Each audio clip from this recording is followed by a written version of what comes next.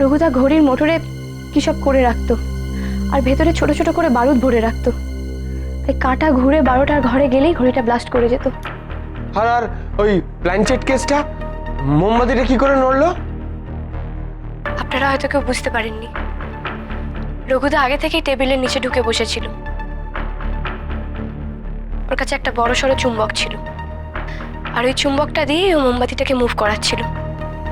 মোমবাতির স্ট্যান্ডটা লোহার ছিল, মনে পড়েছে?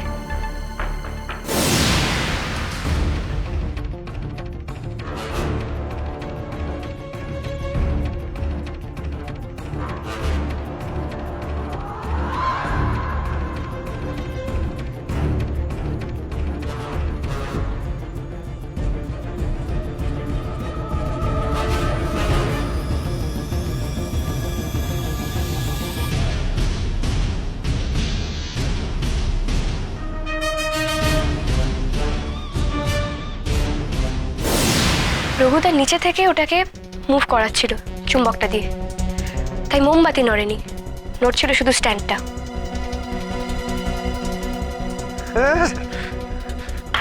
চমৎকার চমৎকার, একটা অপহরণ লোককে খাইয়ে তাইয়ে রাখার এই পরিণাম জানলে না। মানে রঘুর সঙ্গে যে তোমার একটা আন্ডারস্ট্যান্ডিং আছে সেটা আমার কাছে পরিষ্কার হয়েছিল কণিকা মারা যাবার পর।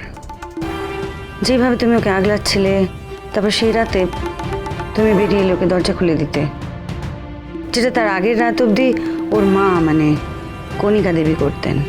হ্যাঁ, পিসির মারা যাওয়াটা রঘুদা ঠিক মেনে নিতে পারেনি, খুব ভেঙে পড়েছিল। ভৌতিক উৎপাতের থেকে বাড়িতে ঘটে যাওয়া খুনগুলো যে আলাদা সেটা আমার সন্দেহ হয়েছিল, আর যতবার তোমাকে লক্ষ্য করছিলাম সন্দেহটা আরো পোক্ত হচ্ছিল।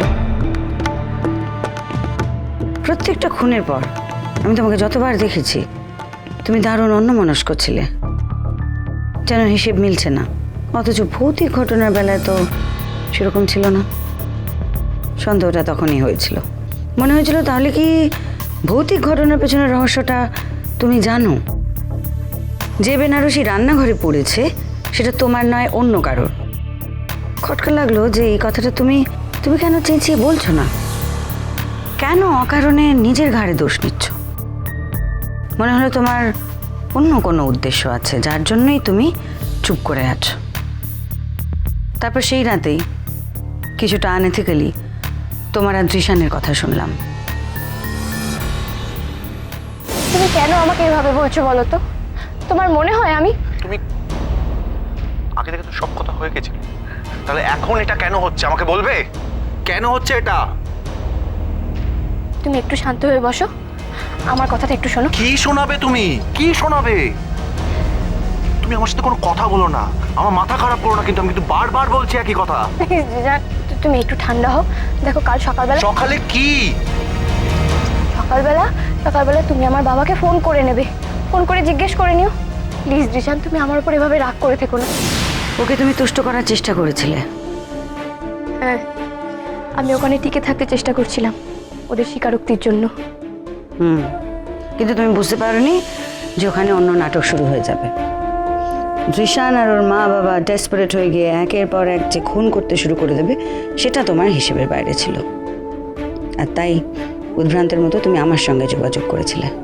হ্যাঁ, আপনার ছদ্মবেশটা ধরা পড়ে যাওয়ার পর ওরা আপনাকে মারার প্ল্যান করেছিল, আর আমি সেটা শুনতে পেয়ে গেছিলাম, কিন্তু আপনাকে জানানোর সুযোগ পাইনি।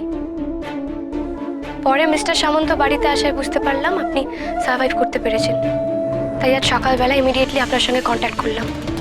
কিন্তু সেটা বোধহয় দৃশান বুঝে গিয়ে তোমার পেছনে লোক লাগিয়েছিল, এবং দৃশানের নির্দেশেই সে তোমাকে মারার চেষ্টা করেছে স্প্রে করে।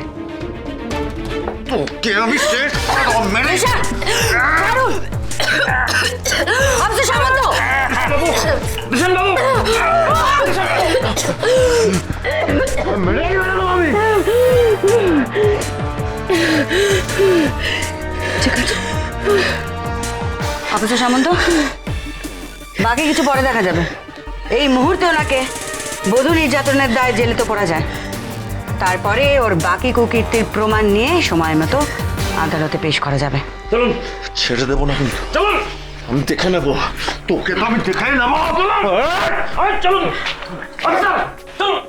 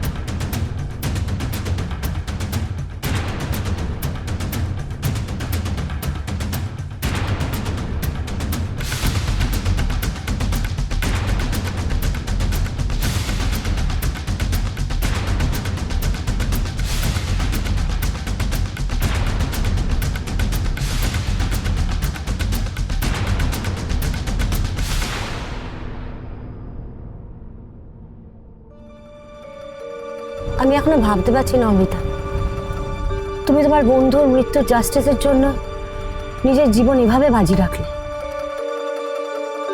আমার যে আর কোনো পথ ছিল না, কমলার জন্য এটুকু আমাকে করতেই হতো। তুমি কি রিয়েলাইজ করেছো তুমি ওই খুনিটার বউ? আমি জানি সর্বানিধি, সব জানি। সব জেনেও এত বড় একটা রিস্ক, তোমার গোটা জীবনটা তো তোমার সামনে পড়ে আছে। সত্যি কথা বলতে আমি এসব ব্যাপারে একদমই ভেবে দেখিনি।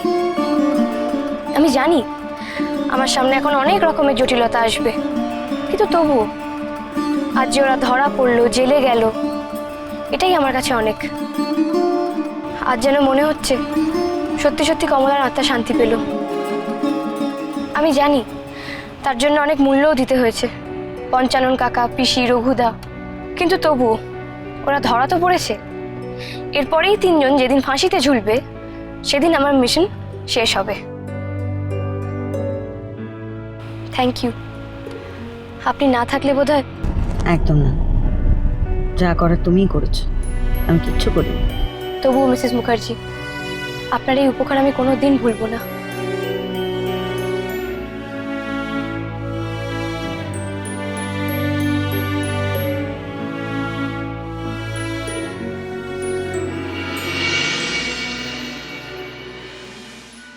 বাহ বাহ, এ তো অদ্ভুত ঘটনা।